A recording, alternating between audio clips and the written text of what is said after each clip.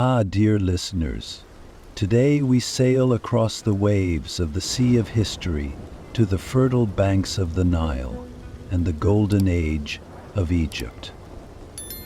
Here, in a world where both myth and reality are intertwined, we will find the last struggles of the Ptolemaic dynasty and one of the most brilliant, but also one of the most tragic figures in Egypt's glorious history. Cleopatra. We will get to know her not only as a queen, but also as a strategist, a diplomat, and, most importantly, as a survival genius who tried to bridge the gap between the two great powers of her time, Rome and Egypt. Cleopatra left her mark on history not only with her beauty, but also with her intelligence, courage, and timeless story. But his story is not only about the splendor of palaces or the noise of wars, but also about the depths of love, the tragedy of betrayal, and the greatest human triumphs. Today, we will embark on the journey of this extraordinary woman. In this struggle for a crown, a dynasty, and a country, we will step into Cleopatra's world and witness the events that shaped her destiny. In the whispers of hot desert winds, the calm flow of the Nile, and the shadow of golden thrones, we will try to understand this famous queen of time. Let us begin, because Cleopatra's story is not only her story, but also the song of a civilization coming to an end. End of poem. Once upon a time, when the winds of history closed one era and ushered in a new one, a great power had risen in the middle of the Mediterranean. This power was the legacy of the conquests of Alexander the Great. After the young king brought the world to its knees, the empire was shattered and divided among its generals. In the midst of this chaos and division, the land of Egypt fell into the hands of Ptolemy, one of Alexander's most loyal generals. Ptolemy's. What an interesting man he was. He was known on the battlefields for his wit as sharp as his sword. He fought countless battles alongside Alexander the Great, becoming his confidant and shadow. With Alexander's sudden death, he, like the other generals, moved in for his share. And Egypt. Ancient Egypt. These lands, which had been ruled by pharaohs for centuries, became the fate of the Ptolemies. Egypt was not only the gift of the Nile, but also a treasure trove of culture and civilization. With the arrival of Ptolemy in Egypt, this ancient civilization took on a new face. Sitting on the throne of the pharaohs, this general of Greek origin managed to keep Egypt's ancient traditions alive and to bring the splendor of the Hellenistic world to these lands. He declared himself pharaoh and established a dynasty, the Onist Sassithus. While bringing Greek culture to Egypt, the dynasty took care to respect the gods, temples, and traditions of ancient Egypt. For Ptolemy understood that winning the people's love was not only possible through power, but also through a government that spoke to their souls. Ancient gods were blended with Greek gods. Temples were reshaped with Hellenistic architecture. But all this fusion was a balancing act. Wrong. Because the Egyptian people lived faithfully to their roots, while their rulers maintained Greek traditions. This dynasty ruled Egypt for nearly 3 centuries, but as every kingdom has its rise and fall, the Ptolemies weakened over time. Like Alexander's soul, this dynasty was consumed by ambition, betrayal, and strife. Power struggles led to bloody clashes between members of the dynasty. But in this turbulent history, one star shone brightly. That star was Cleopatra, who would become the last ruler of the dynasty. Ah, Cleopatra. She was the last gasp of the dynasty, but perhaps its most powerful echo. She absorbed both the Greek and local culture of Egypt, and with her wit, she charmed friends and foes alike. To understand his rise, we need to look at the complex history of the Ptolemaic dynasty. This dynasty combined the ancient traditions of Egypt with the innovations of the Hellenistic world. But how sustainable could this balance be? Now I ask you, why did this complex dynasty end at the hands of Cleopatra? And how did this young woman change the destiny of Egypt in such a turbulent time? Let's search for the answers to these questions together and take another step towards Cleopatra's story. Ah, dear friends, I now take you back to a fascinating period in ancient times, to the day when one of the most powerful female figures in history, Cleopatra, took her first breath. The calendars showed 69 BC. On the fertile banks of the Nile, a child was born who would change the course of history once again. This was no ordinary birth, for Cleopatra had opened her eyes into the complex, intrigue-filled throne games of the Ptolemaic dynasty, and his destiny began to be written. The day he was born, the Ptolemaic family.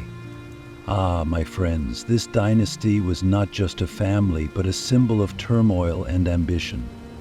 These nobles, who had brought Greek rule to Egypt, had become enemies in their own right.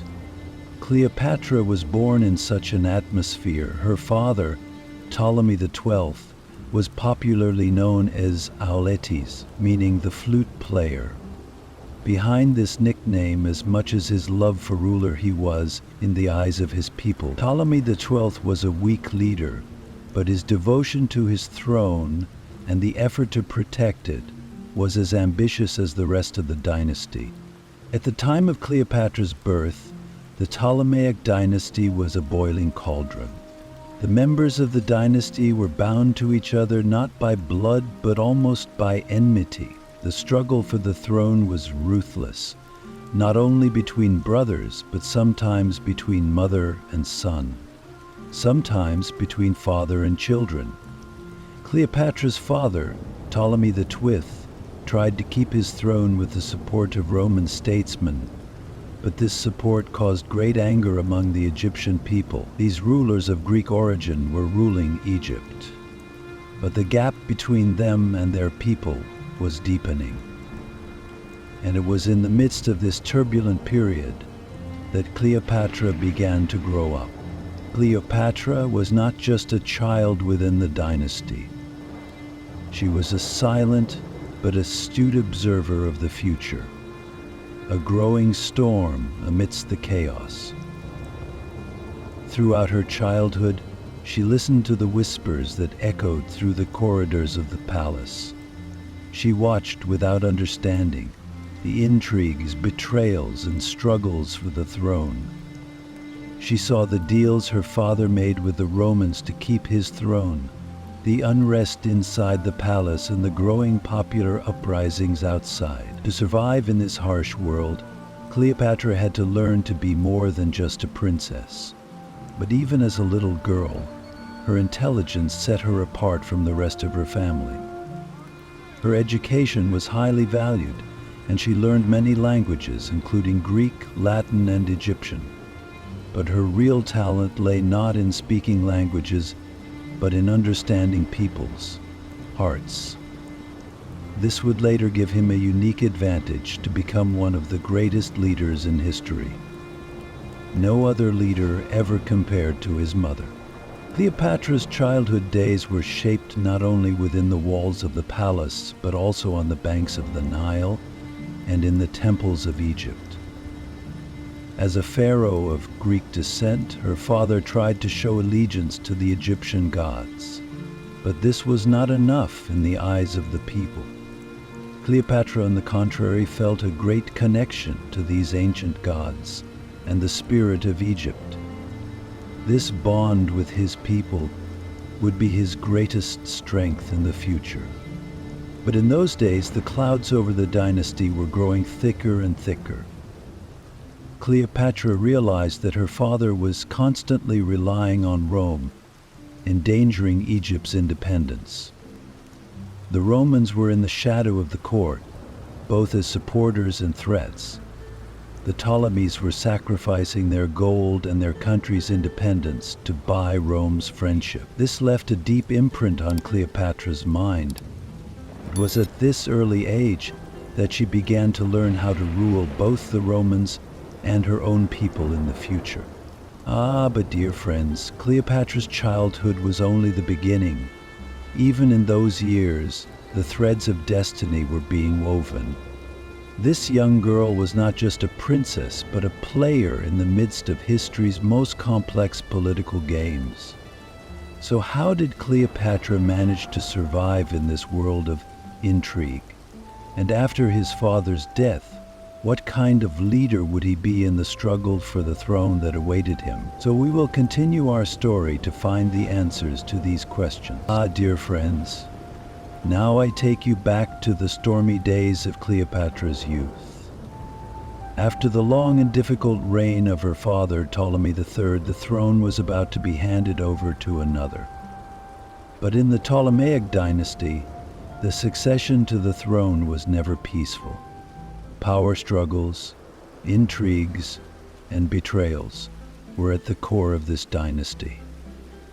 Cleopatra grew up in the midst of this turmoil and the fertile lands of the Nile and observed each of these games closely. His father's death opened a new curtain on these games.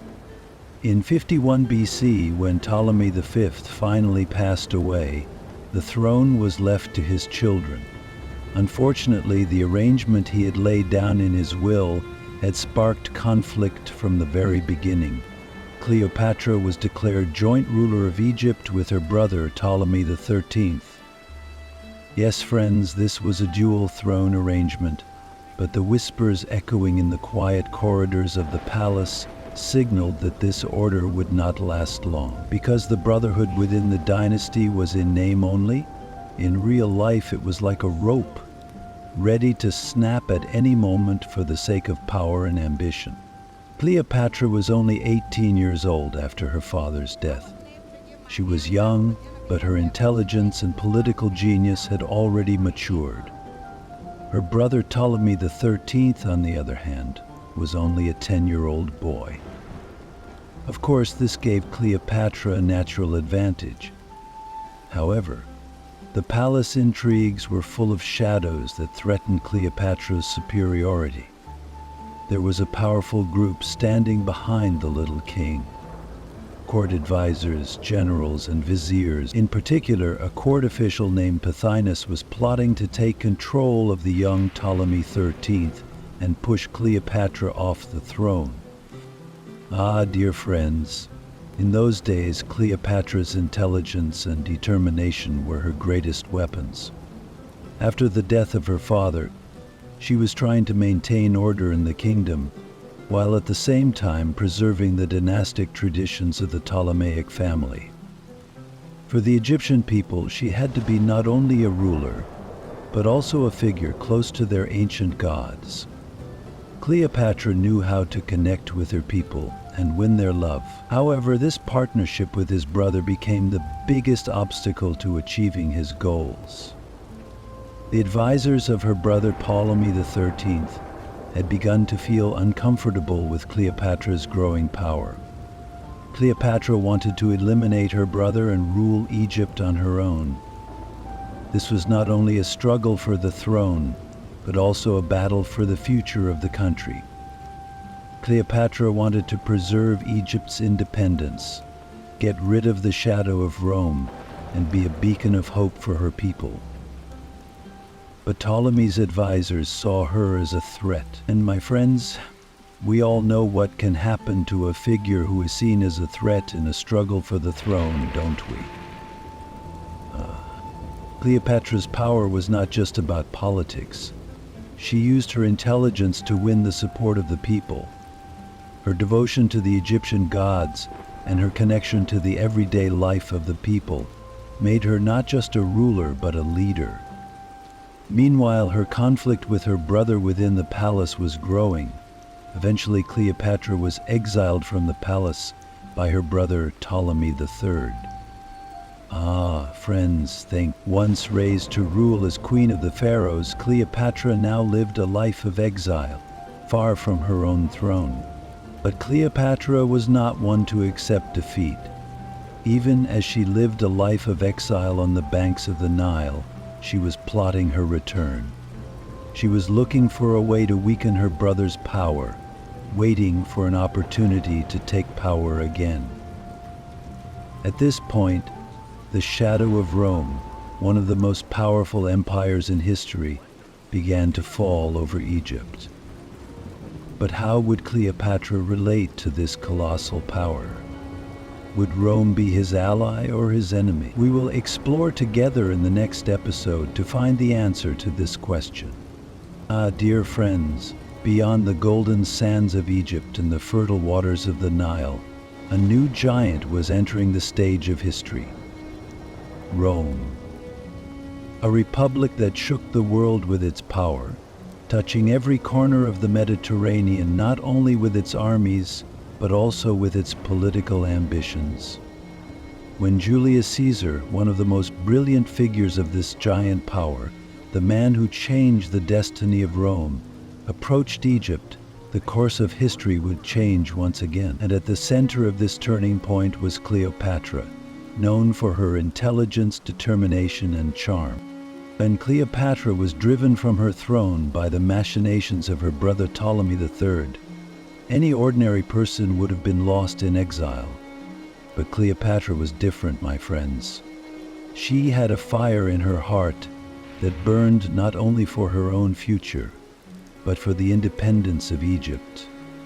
Even in exile, she kept her intelligence, her strategic thinking, and her courage as she searched for a way out. It was at this point that Egypt's internal turmoil caught the attention of Rome. For Rome, Egypt was not only rich and strategically important, it was also the heart of Mediterranean trade.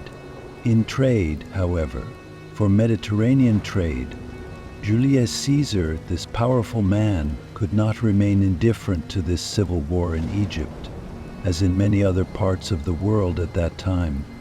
Caesar, who wanted to protect the interests of Rome and at the same time increase his own influence, found himself in the middle of the throne struggles when he set foot in Egypt in 48 BC. Ptolemy XIII, despite his young age, was trying to keep Caesar on his side with the influence of his advisors. However, Cleopatra understood the true power of Rome in this situation and realized how important Caesar's support was for her future. She turned her attention to building up preponderance of victorious senators while addressing the people of Rome in an address to the Senate.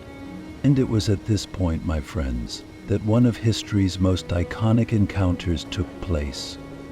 Cleopatra showed incredible courage to sneak into the palace to meet Caesar. As the story goes, she wrapped herself in a rug, and that's how she was carried into Caesar's room. Friends, this may be just a legend, but think of the intelligence and courage behind such an act. When Cleopatra managed to appear before Caesar, she impressed him not only with her beauty, but also with her intelligence and oratory. Cleopatra wanted to make it clear to these great Roman generals that she was not only a young queen, but also a strong leader. Caesar immediately recognized Cleopatra's intelligence. He saw that this young woman was not only a claimant to the throne, but also a leader who could rule Egypt powerfully. For Caesar, however, it was not only Cleopatra's future that was at stake, but also the interests of Rome. Cleopatra's restoration to the throne in Egypt would mean that Rome would increase its influence there. and so Caesar decided to take Cleopatra's side. But for Ptolemy III and his supporters, it was a declaration of war. The streets of Egypt and the walls of the palace reverberated with the echoes of this struggle for the throne between two brothers. The coming together of Caesar and Cleopatra was not just an alliance, but the meeting of two great civilizations. Cleopatra's efforts to regain the throne were now backed by Caesar's military might. The global hazard for Caesar reverberated throughout the Pallas Earth's empire, but this did not mean that the Ptolemaic supporters would surrender easily. Betrayals whispered in the corridors of the palace, growing tension in the streets, echoing with the boots of Roman soldiers, and the divided loyalty of the Egyptian people. Ah, friends, the struggle was only just beginning. But would Cleopatra and Caesar emerge victorious from this struggle for the throne? What kind of a fateful partnership would the future of Egypt have with Rome? We will continue our story in the next chapter to find out the answers to these questions. Ah, dear friends, let us dive once again into this fascinating period of history. Egypt and Rome, two ancient powers. One, a civilization that rose under the auspices of the gods and was blessed by the fertility of the Nile. The other, an empire that ruled the world with its iron-disciplined armies in the middle of the Mediterranean. And it was in the alliance of Cleopatra and Julius Caesar that the paths of these two worlds crossed. This was not just the meeting of a queen and a general, but a partnership that would shape the future of two great civilizations. After meeting Caesar, Cleopatra realized that Rome's power was the key not only to resolving Egypt's throne disputes, but also to changing the political and economic destiny of her country. Caesar believed that this intelligent and determined young woman was the ideal ally to consolidate Rome's influence in Egypt. However, this alliance was not only a political strategy, it also signified a deep personal bond that has been debated by historians and the subject of legend for years. The relationship between Cleopatra and Caesar was as passionate as it was political. Imagine, dear friends, how these two great figures worked in harmony. Caesar's experience and military might, combined with Cleopatra's intelligence and leadership skills, quickly began to shift the balance of power on the Egyptian throne. The resistance of Ptolemy XIII and his supporters was soon broken. In 47 BC, Caesar's armies defeated the Ptolemaic supporters and restored Cleopatra to the throne. And so Cleopatra became not just a queen but a ruler, empowered by the support of Rome. But the effects of this alliance were not only felt on Egypt's borders. Cleopatra, with Caesar's help, reshaped Egypt's relations with Rome. Egypt, which had previously been a tribute-paying kingdom under Roman oppression, had now become an ally. This strengthened Rome's control over the Mediterranean trade routes and gave Cleopatra a great advantage over the other kingdoms in the region, as the riches flowing from the fertile soil of the Nile made their way to the treasuries of Rome. Cleopatra managed to preserve Egypt's cultural and economic power. However, this alliance was not welcomed by everyone in Rome. Caesar's closeness to Egypt caused discontent, especially in the Roman Senate. Cleopatra's wealth moving to Rome and Caesar's close relationship with her was for some a sign of Rome's deviation from its traditional values. And of course, Caesar's interest in Egypt was also seen as an opportunity to consolidate his power in Rome. But Caesar's plans were much bigger, dear friends. He wanted to turn Rome into an empire, and Cleopatra was part of that vision. But what about Cleopatra? Was she merely an ally of Caesar, or was she trying to realize her own dreams through him? The Queen of the Nile was a far-sighted leader who would shape not only Egypt, but also the fate of the Mediterranean. But this alliance was not only full of triumphs and opportunities, but also of dangers and intrigue. As powerful as this bond with Rome made Cleopatra, it also drew her into the complex politics of Rome. Now I can't help but ask, will this alliance enable both Cleopatra and Caesar to realize their goals? Or will the storm that awaits them destroy this union of power? Dear friends, our story does not end here. The future of Cleopatra and Caesar is pregnant with even greater events, both in love and politics. Now, why don't we discover together what happens next in this turbulent history? Dear friends, as we turn the pages of history, we see once again how human ambitions and passions build bridges to future generations. And in the story of Cleopatra and Julius Caesar, this bridge is in the year 47. Under the hot sands of Egypt and beyond the magnificent domes of Rome, a child is born. This child was not just the offspring of a mother and a father. He was the embodiment of the hopes and ambitions of two great civilizations. His name was Ptolemy King Caesar, but history would recognize him as Caesarion. When Cleopatra gave birth to Caesarion, his birth was not only happiness for a mother, but also a political trump card and a great symbol. Cleopatra dreamed that her son would not only be the future king of Egypt, but also the ruler of Rome. In her eyes, Caesarion was a symbol of the union of Egypt and Rome, the fertility of the Nile on the one hand, and the might of Rome on the other. Caesar, however, saw his son's existence in a different light. Although Roman tradition was reluctant to recognize a child out of wedlock as a political heir, Caesar knew he could not ignore this child.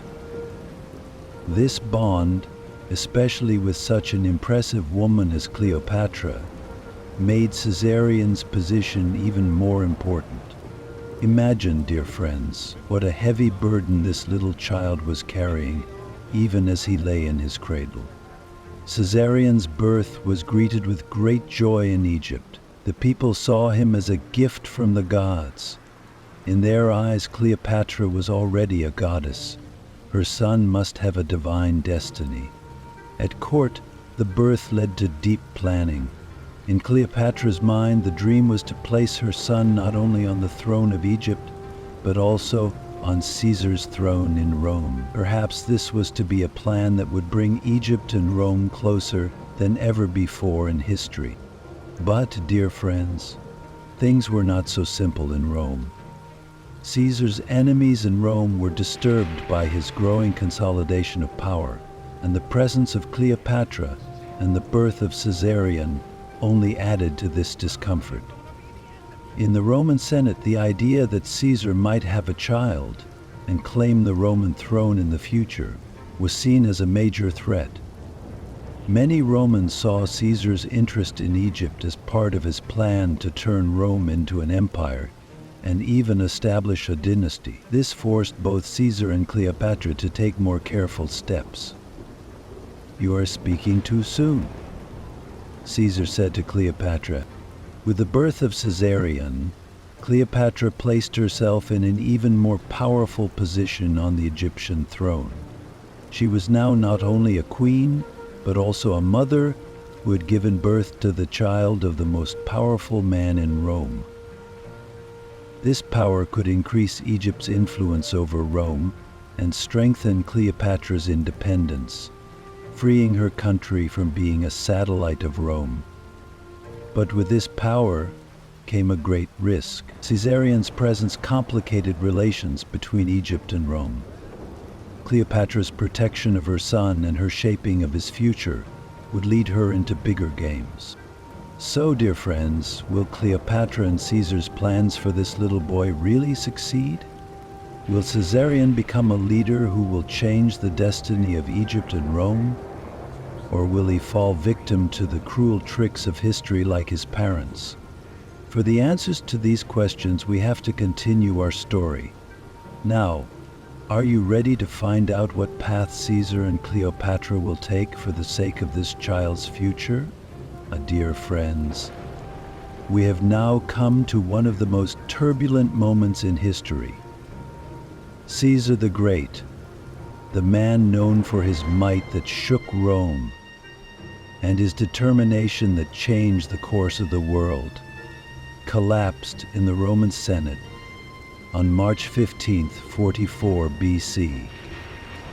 That moment changed not only the fate of Rome, but also the fate of Cleopatra. Before describing how Cleopatra tried to survive the stormy period that began with Caesar's death, let us consider the impact of Caesar's death on the world. The fall of such a powerful man reverberated among friends and enemies alike, causing everyone to chart a new course. In Cleopatra, he was determined to make a place for himself in this new world. And a gloomy fog seemed to envelop the streets of Rome that day. As news of Caesar's murder spread, the people were seething with fear and anger.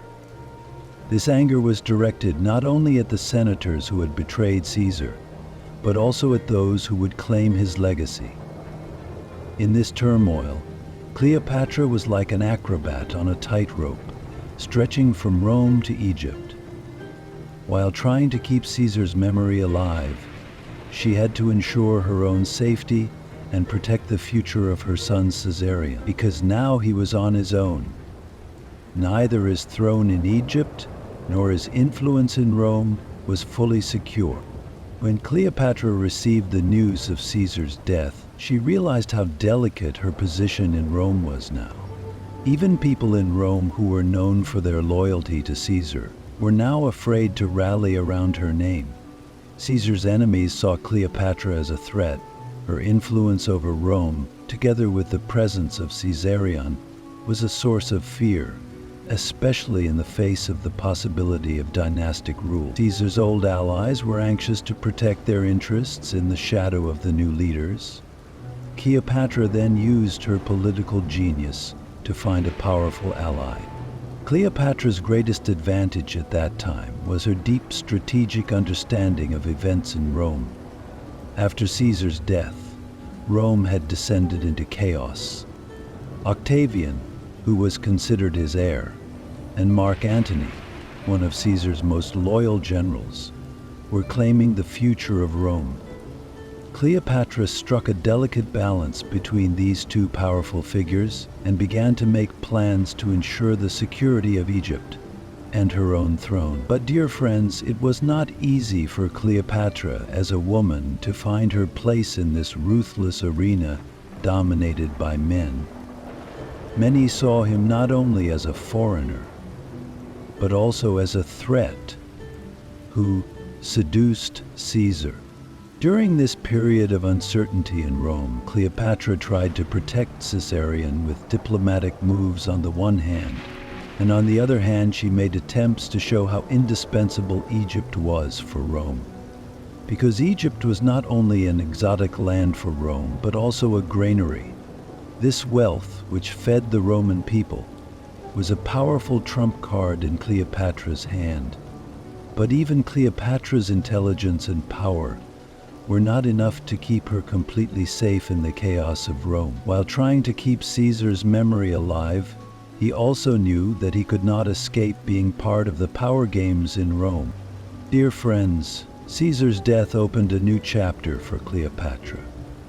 Now she had to fight for Caesarion, to be recognized not only as Caesar's son, but also as the future king of Egypt. But who would Cleopatra turn to in this turbulent time? Who would stand by Cleopatra in the chaos of Rome and support her in her struggle? The answers to these questions lead us to the point where the fates of Cleopatra and Mark Antony intersect. However, you will have to be patient until the next chapter to tell this story. The next chapter in the Songs of Mediterranean symbolizes this period. It is a time of large life changes. Ah, my dear friends, the night is long and history is an endless treasure. Today I will take you to a story that once took shape in the heart of the Mediterranean Sea. In this tale of power, passion, and dreams, we will witness the moment when the paths of Cleopatra, the enchanting queen of Egypt, and Marcus Antony, the famous general of Rome, crossed. Are you ready?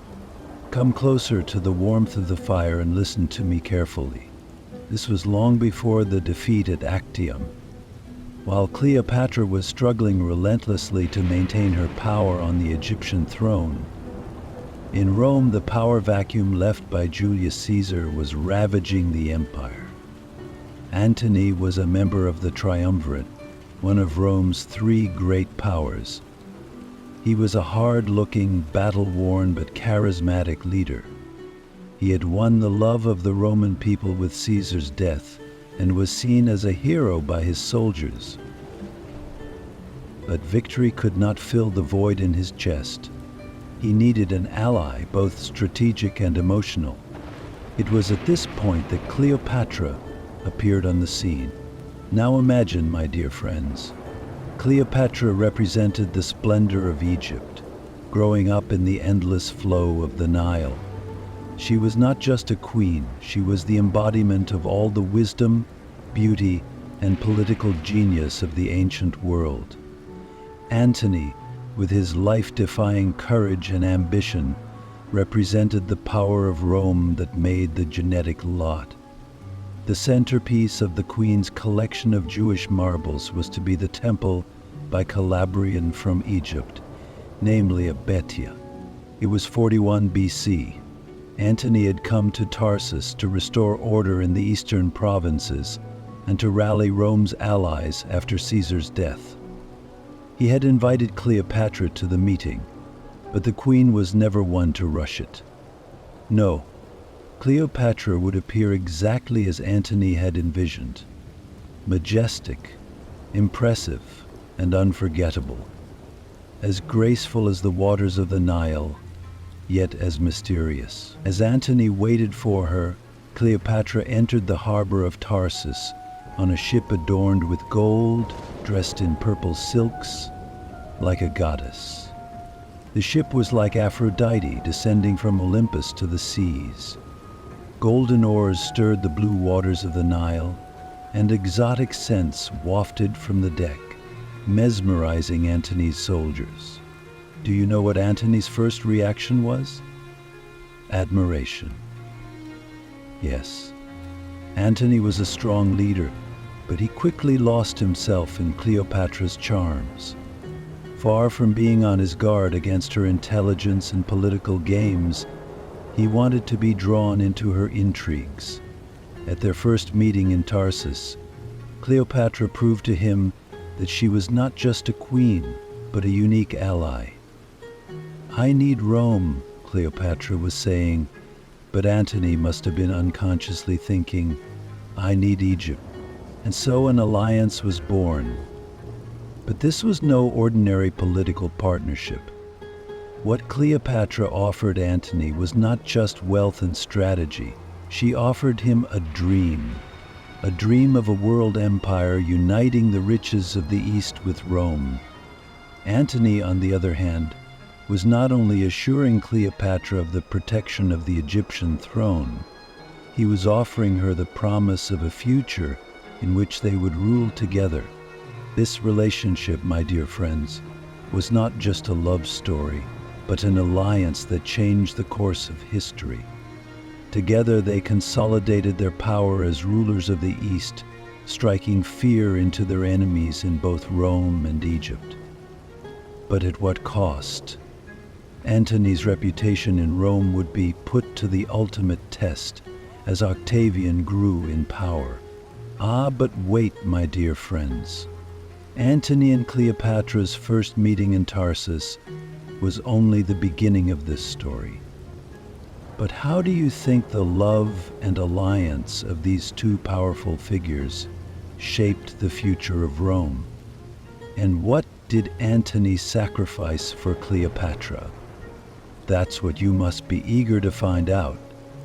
So let's move on to the next page of this story. My dear friends, the world has always talked about and admired powerful women.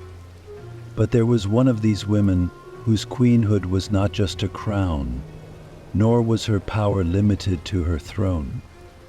Cleopatra wrote her name in golden letters in history as the Queen of the East.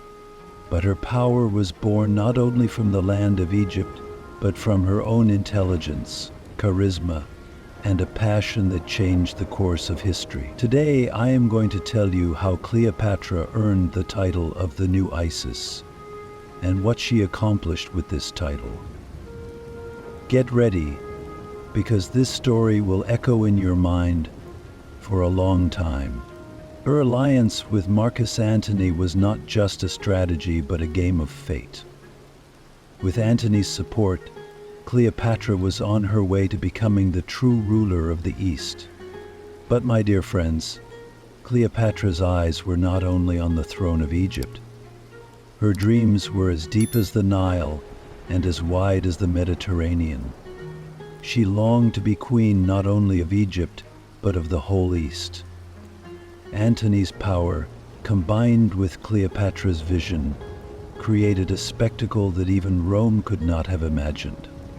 Think about it. As Cleopatra, together with Antony, raced from triumph to triumph in the East, she began to create a kingdom free from the influence of Rome. Egypt was becoming not just a country, but the center of the East. Cleopatra's biggest move in this process was to position herself not only as a queen, but also as a divine figure. She wanted to rule her people not only with her laws, but also with a goddess-like sanctity. So she declared herself to be the reincarnation of Isis, once Egypt's most revered goddess. When he gave himself the title of New Isis, this was no mere propaganda. It was a moment when he established himself as the divine leader in the hearts of his people. The title of the new Isis added to Cleopatra's power. The Egyptian people began to look at their queen not only as a ruler, but as a goddess who protected them, brought them fertility, and gave them life. Her magic lay not only in the splendor of the palace, but in her place in the hearts of the people. She came to live in the prayers of those who believed that Isis had returned to earth, in the hymns that echoed in the temples, and in the stories of the remotest corners of Egypt. Antony did not fail to support this role. He took every step necessary to cement Cleopatra's legitimacy in the East. The combination of Antony's armies and Cleopatra's divine allure began to shift the balance of power in the East. Cleopatra was now not only an ally of Rome, but a true goddess in Antony's eyes. But my dear friends, this title was not only a symbol of power, it was also a challenge. It was a clear message against Roman control. The East is no longer under the yoke of Rome. It is self-determining. This order, established by Cleopatra and Antony, enraged Octavian in Rome. As they proclaimed themselves masters of the East, throne fights and intrigues began to flare up in Rome. But Cleopatra's courage was not to fear these dangers. As the new Isis, she planned to unite the East with Antony's power and build the empire of her dreams. But how long could this goddess turned queen and the general she had plucked from Rome withstand the relentless storms of history? How lasting could a goddess's reign on earth be for humanity? My dear friends, you will have to be a little more patient to learn the answers to these questions. In the next installment, we will discover the price Cleopatra and Antony paid for their dreams. What's next? The first signs of the great clash between the glory of the East and the ambition of Rome. Are you ready? My dear friends, history is not only a battle of swords and armies, but also of words and ideas. Rome, with its majestic Senate, powerful legions, and turbulent politics, was the scene of the most brutal of these battles. It was at this time, against the rising star of Cleopatra and Antony in the east, that a very different kind of war began in Rome. Propaganda wars. Octavianus was the young, ambitious, and cunning leader of Rome. He envied Antony and Cleopatra's power in the east and saw them as a threat to Roman order. Antony was the hero of Rome, Cleopatra an exotic and fascinating figure. But Octavianus wanted to tell the story of this powerful couple in a different way, turning them into enemies in the eyes of the people. Because, my friends, the easiest way to win a war is to locate your enemy in the hearts and minds of the people. Octavian began to present Cleopatra as a threat to Rome. He portrayed her not only as a queen, but also as a sorceress who corrupted Antony, a foreigner who trampled on Rome's values. Cleopatra became a femme fatale in Octavian's propaganda, exotic, dangerous, and ambitious. Octavian told the Roman people that Cleopatra was using Antony for her own ends, seducing him and trying to deliver Rome into the hands of the East. Antony had ceased to be the hero of Rome and was portrayed as Cleopatra's puppet. And how did Octavianus do it, my dear friends? With words. On the one hand, Antony was accused of treason in the Senate. On the other hand, rumors spread among the people that Antony had abandoned Rome and had become a worshipper of Cleopatra. The fact that Antony started to live in the East strengthened the perception that he had turned his back on Rome. Octavian used this very skillfully. In the public mind, Antony was no longer a leader defending the values and honor of Rome, but a traitor caught up in the intrigues of a foreign queen. But Octavian's biggest move was to seize Antony's will and make it public. This will clearly showed Antony's devotion to Cleopatra and her children. When the rumors spread that Antony intended to leave Egypt as a legacy instead of Rome, public anger peaked. Octavianus portrayed Antony's relationship with Cleopatra as a threat to the very existence of Rome.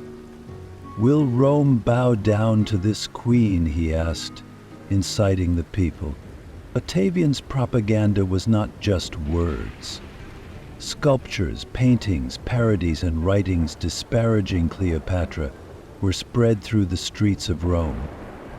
They portrayed her not as a queen, but as a greedy greedhead. Antony was portrayed as a pathetic figure who had lost the honor of being a Roman soldier and had fallen under the spell of the East. Octavian was very good at turning the Roman people against this powerful couple with words, images, and rumors. But my dear friends, this propaganda war was only a preparation. Once Octavianus had won the hearts of Rome, he would be ready to start the real war against Antony and Cleopatra. But this war would not be easy to win, because the dreams of Cleopatra and Antony were too strong for words. So how would these two world leaders respond to Octavian's propaganda and his impending war? Now, the real story begins. Are you ready? Ah, my dear friends, sometimes there are moments in history when the fate of an entire world is written in the smoke of a battle and the waves of the sea. The Battle of Actium was exactly such a moment. In 31 BC, in the blue waters of the Mediterranean, the dreams of Cleopatra and Antony clashed with the ambition of Octavianus. It was a battle for the future, not just of two armies, but of his destiny as well. But in the end, history would remember the winners and whisper the story of the losers to a sad tune. Actium is a narrow strait on the west coast of Greece. It was here that Antony and Cleopatra assembled a great navy. The ships that filled the seas symbolized Antony's former glory in Rome and Cleopatra's power backed by the treasures of Egypt. But alas, my dear friends, this magnificent fleet would come up against Octavian's more strategic and disciplined army. Under Octavian's command, Marcus Agrippa was a master commander of naval warfare and waited patiently for Antony's mistakes. That morning, when the sun made the waters of the Mediterranean sparkle like gold, both sides were on the brink of war. Antony summoned his courage and ordered his fleet to attack. Cleopatra's ships would also take part in the battle, not just an alliance, but a union of fate. But Antony's fleet was too heavy and unmaneuverable. Octavian's light and fast ships circled around Antony's fleet, creating a ring of death. Agrippa ruthlessly targeted weak points. Between the ships and Antony's troops began to fall back rapidly. Ah, my friends, it was at this point that the fate of the war changed. Cleopatra decided to withdraw Egyptian ships from the battlefield. The reason for this is still debated by historians. Perhaps it was a strategic retreat. Perhaps it was Antony's desire to protect Egypt at a moment when he felt he was going to be defeated. But for Antony, the decision was a devastating blow. Seeing that Cleopatra had withdrawn her ships, Antony could not afford to stay away from her. He abandoned his army and navy and went after Cleopatra. The former hero of Rome had become a man in the grip of love and loyalty. This was the moment Octavian declared total victory. Antony's army had lost its leaders, the ships were scattered, and Cleopatra's retreating forces were completely defenseless. Octavian celebrated this victory with great enthusiasm in Rome. Actium was not just a battle, but the beginning of the downfall of Antony and Cleopatra. This defeat completely destroyed Antony's remaining prestige in Rome and shook Cleopatra's authority over Egypt. There was no going back for either of them now. I followed him back to his room. But my friends, if you think their lives have ended at this point, you are wrong. Because this story of love, ambition, and tragedy is far from over. When Cleopatra and Antony returned to Egypt from the smoky seas of Actium, the dark shadow of their fate awaited them. So, how would these two legendary figures meet their end in Egypt, in the face of Octavian's victory?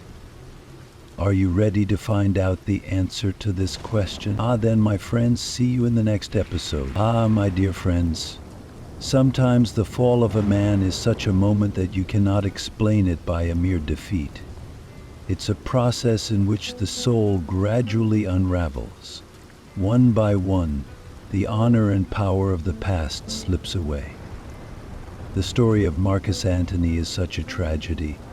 It was not just a battle that was lost in the Sea of Actium. The soul of a hero was lost that day.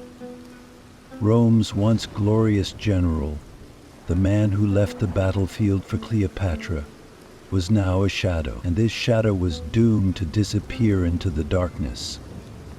After the bitter defeat at Actium, Antony returned to Egypt with Cleopatra. But this return, my friends, was not with the euphoria of triumphant days, but with the weight of shame and deep regret. In Rome, Octavian had begun a propaganda campaign that would destroy Antony and Cleopatra in the eyes of the people. The old Roman hero was now seen as a traitor, a pathetic figure seduced by a woman. Antony felt that the great Roman honor that had once sustained him had been destroyed by his own hands. Who knows what storms this feeling can create in a person's soul? Back in Egypt, they both began to make plans for survival. Antony still hoped that his friends in Rome would support him, but this hope was like a grain of sand in the desert wind. Octavian had either eliminated Antony's remaining supporters or had taken them to his side. One by one, soldiers were turning away from Antony, and even loyal troops in Egypt sensed their leader's weakness. Antony was a general who had commanded an entire army. Now he found himself in the midst of a handful of soldiers, in despair. But my dear friends, the greatest downfall comes when you lose not only your armies but your faith. For Antony, this collapse came when he began to doubt even Cleopatra's love for him. As Octavianus marched on Egypt, rumors spread that Cleopatra was leaving Antony. Antony was a man who had sacrificed everything for his love. Now that even that love was about to slip away, the storm raging in his soul was indescribable. Antony felt alone, isolated from the rest of the world, the once mighty general now just a man full of disappointment. When Octavian's armies reached Egypt, Antony's soldiers refused to fight back. When Antony heard that Cleopatra had also made a pact with Octavian, the news devastated him completely. Ah, my dear friends, when a man's heart is broken, even the pain of battlefield wounds is nothing compared to that. Antony thought there was nothing left to fight for. Those old victories, the applause that echoed through the streets of Rome, the honors won with blood and sweat on the battlefields, they had all become a dream. In the end, Antony decided to end his life with his own hands, but even this was fraught with tragedy. When he used his sword to commit suicide, the wound was not fatal. Writhing in agony, he said that Cleopatra was still alive and that he wanted to go to her. When he moved to Cleopatra's side, my dear friends, imagine that moment when these two fallen figures look at each other. Even on his deathbed, Antony did not blame Cleopatra. On the contrary, he said goodbye out of love for her. Antony's soul breathed its last somewhere between love and frustration. And what about Cleopatra?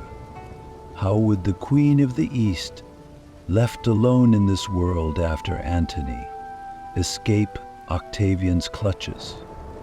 What was Cleopatra's final move? Ah, my friends, let's meet in the next episode to unravel this dark page of history. Ah, my dear friends, there are moments in the pages of history when the heart of a person, not a kingdom, breaks. And today we will talk about the last days of Cleopatra, that legendary queen of Egypt. Close your eyes and imagine. No more golden palaces on the banks of the Nile, no more mighty queen sitting on her throne. All that remains is a woman who has been defeated on the battlefield, who has lost her love and ally Antony, and who is afraid to throw herself on the mercy of Rome. After that unfortunate defeat at Actium, Cleopatra was left alone after Antony's tragic suicide. But my dear friends, Cleopatra was never an ordinary woman. She had not only nobility in her veins, but the spirit of a goddess. Devastated by Antony's death, she was determined to take her life in her own hands. But she knew that Rome was closing in, and with Octavian's victory, so was her own end. Octavian's intention was clear: to capture Cleopatra alive and parade her through the streets of Rome as a trophy before the people. Oh, my friends, think what a humiliation this would be for a queen. Cleopatra spent days and nights in her palace making plans for fear of being captured by Rome. When Octavianus arrived at the gates of Egypt, Cleopatra thought she had one last chance to bargain. She knew Octavian was a tough and controlling leader, but Cleopatra was also famous for her beauty and intelligence. Maybe by some miracle she could impress Octavian and make a deal. But my friends, Octavianus was not like Antony. He was too determined and careful to succumb to Cleopatra's charms. When Cleopatra and Octavianus finally met, the meeting was cold and tense. Cleopatra hoped to survive this meeting by using all her charm, wit, and the power of her words. Her elegant words were like the last cry of a vanishing civilization. But there was no mercy in Octavian's eyes. He wanted Cleopatra to be a spoil of war to be displayed in Rome. That was how he planned to deal the final blow to her kingship and dignity. Cleopatra was aware of this plan. Captivity would make her a forgotten slave of history, and Cleopatra's soul could not accept such humiliation. In her last hours in her palace, Cleopatra knew there was no escape. But, my dear friends, how does a queen die? By submitting or by writing her own fate? Cleopatra chose the latter. She called her most loyal servants and asked them to bring her a poisonous cobra ale, an ancient Egyptian tradition. The snake was a sacred creature in Egyptian mythology, a symbol of immortality and union with the gods. By choosing to die in this way, Cleopatra was sanctifying not only herself, but also her queenship. Imagine the moment, my friends, when Cleopatra, elegantly dressed in her queenly regalia, sat on her throne and made her death a ceremony. This was a queen's last stand. For her, death was a more honorable choice than captivity. When the skin of the snake touched her skin, Cleopatra still looked like a queen, even as she breathed the last breath of her life. And so the Star of the East faded, but her story was never forgotten. So, my dear friends, what did Cleopatra's death mean for the Roman Empire? Did Octavian win only Egypt with his victory, or the whole world? With these questions, we will open the next page of history. My dear friends, with Cleopatra's death, as one era of history closed, another opened its doors wide open. The tragic end, written by the hands of that enchanting queen, was the last breath of independence not only for her, but also for thousands of years of Egyptian civilization. Close your eyes and think for a moment. The Nile was no longer the home of pharaohs and god-kings, but a river flowing in the shadow of Rome's mighty eagle. With Cleopatra's death, Octavianus, the future Augustus, made Egypt a province of Rome. But this was not just a territorial annexation, this was the melting of the identity of one of the most glorious civilizations in history into the might of Rome. Immediately after Cleopatra's death, Octavian quickly brought Antony's loyal soldiers and the royal authorities in Egypt under his control.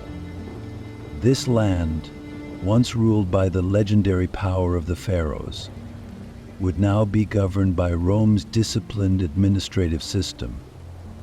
However, my dear friends, this process was not easy. Rome had captured the riches of Egypt, yes, but it also had to take into account the people's attachment to their past and their traditions. Egypt was no ordinary province. It was the center of a millennia-old civilization, the earthly home of the gods, and a meeting point for merchants from around the world. Octavian was aware of Egypt's unique location and cultural importance. Therefore, he gave the region a special status. Unlike the other provinces of Rome, Egypt became a province under the direct control of the emperor. This was because Octavian saw the region as both a strategic base and a source of revenue to fill Rome's coffers. Ah, my friends, imagine that the fertile waters of the Nile were now filling the breadbasket of Rome, so much so that most of the bread that fed the people of Rome came from this fertile land. But this was not just an economic conquest. Octavian was careful not to touch the beliefs and traditions of the Egyptian people. The ancient gods remained in the temples. The priests continued to perform their duties. Rome did not try to change Egypt's religious structure in its entirety. Instead, it transformed it to fit its own order. The power of Rome now spoke in the lands where Cleopatra ruled as the new Isis. But the shadow of the pharaohs still lingered in the memory of the people. And of course, my dear friends, the annexation of Egypt to Rome was not only a cultural transformation, but also a geopolitical move. Octavian secured his eastern borders by making Egypt a Roman province.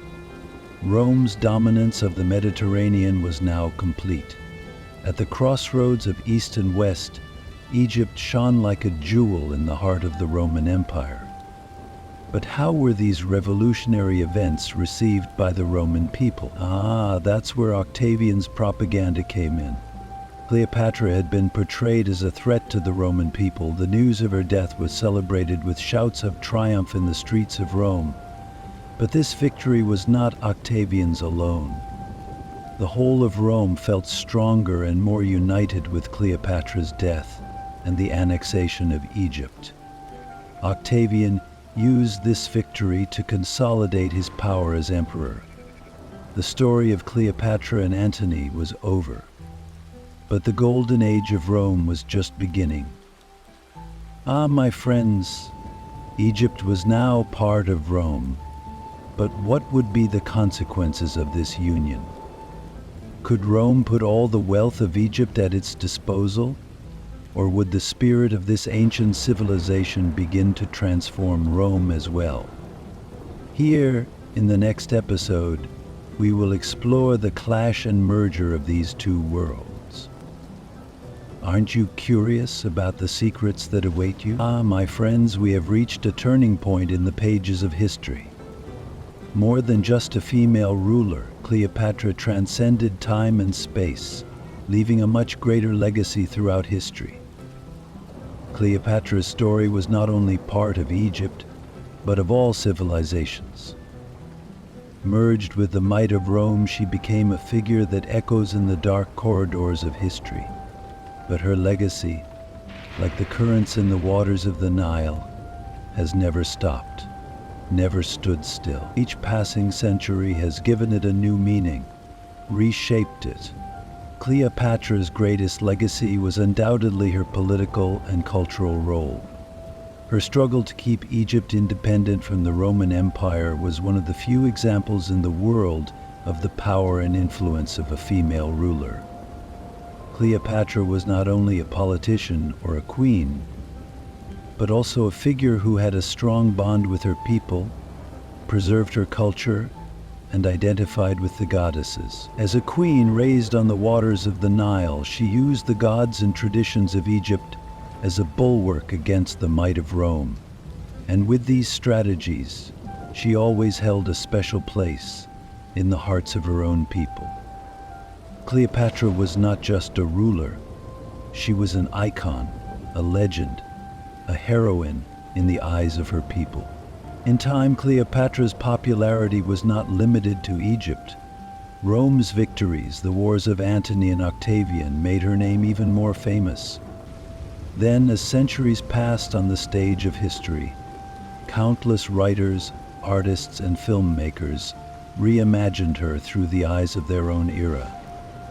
Each new era shaped her according to its own ideology, sometimes as a symbol of love, sometimes as a betrayed queen. From the Middle Ages to the Renaissance and even into modern times, Cleopatra has always been a source of inspiration. His portrait has been redrawn in the works of Shakespeare, in Hegel's philosophy, in cinema, in every field of literature and art. And now, in the 21st century, Cleopatra is still before our eyes, still talked about with wonder. Her power, intelligence, and charm have taken on a much deeper meaning over time. Is she still remembered as a wise queen, or as a woman victimized by her ambitions? "Here I am, you will not forget me," she said at the time she wrote her own story.